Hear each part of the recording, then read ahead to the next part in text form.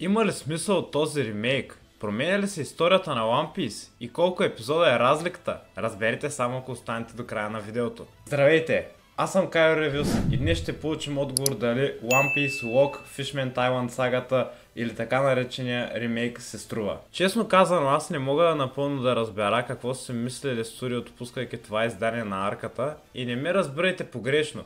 Да, тя е направена много добре, анимацията е подобрена, епизодите са смъкнати от 51 на 21, но аз не разбирам защо точно тази част от анимето е избрана. Поред мен, заради избора на арка, продукцията няма да може да достигне до по-широката аудитория, както например игралния сериал направи, защото ако някой не е почнал One Piece или го е започнал, но не е стигнал до този момент в историята, няма да гледа ремейка сега, за да не се спойва. А и не е гаранция, че всички, които са стигнали по-напред, ще се върнат да гледат наново само заради оправения пейсинг и по-добрата анимация. Да, аз като голям фен на анимето ще се върна да го гледам, но това не важи за всички. И след като минаха 12 от 21 епизода, като изводи можем да вземем, че може би ще да е по-хубаво да подновят първата арка в анимето и така да започне цялостен ремейк, какъвто е казано, че ще има. От друга гледна точка е хубаво да се припомним срещата на екипажа след техните тренировки и таймскипа, разликите между жителите на Фишмен острова и хората и историята на Фишър Тайгър, слънчевите пирати, причината за тяхното създаване и резонът на Арлонг да мрази толкова много хората. Обаче това са хубавите неща. А имаме и сцени като тази, в която малка банда пирати имитират сламени шапки, за да придобият тяхната слава и пари, защото ги е нямало 2 години. Или сцените с Санджи, на който аз принципно съм голям фен, но не може през цялата арка, като види момиче, той да кърви и да трябва да се грижат за него. Да, знам, че е направен нарочно, но все пак е малко досадно. Това не е и проблем на ремейка, а на самата арка, защото има същите неща и при първото излъчване. Това отново ни води до въпроса: правилната арка ли беше избрана? Защото друго нещо за нея е, че тя се позиционира по средата на анимето. А за да го погледнем и от друга страна, на мен тази арка със сигурност им беше от най-интересните. Да, Луфи се вижда с Джинбей, но повечето неща бяха досадни. Като например за мен Ходи е малко безинтересен, като AliExpress версия на Арлонг. А историята за Декен и Ширахоши изглеждаше като запълване на време още от началото. Обаче, за да отговоря на въпроса дали има смисъл да се гледа, бих ви казал да, ако нямате какво да гледате или искат да се припомните арката. Но иначе не е нищо кой знае какво. Като се вземе предвид, че и в реалния период на излъчване имаше подобрение на анимацията. Но все пак бих се радвал да чуя и вашето мнение. А ако не искате да изпускате нищо свързано с аниме и филми, можете да се абонирате за канала, да харесате видеото,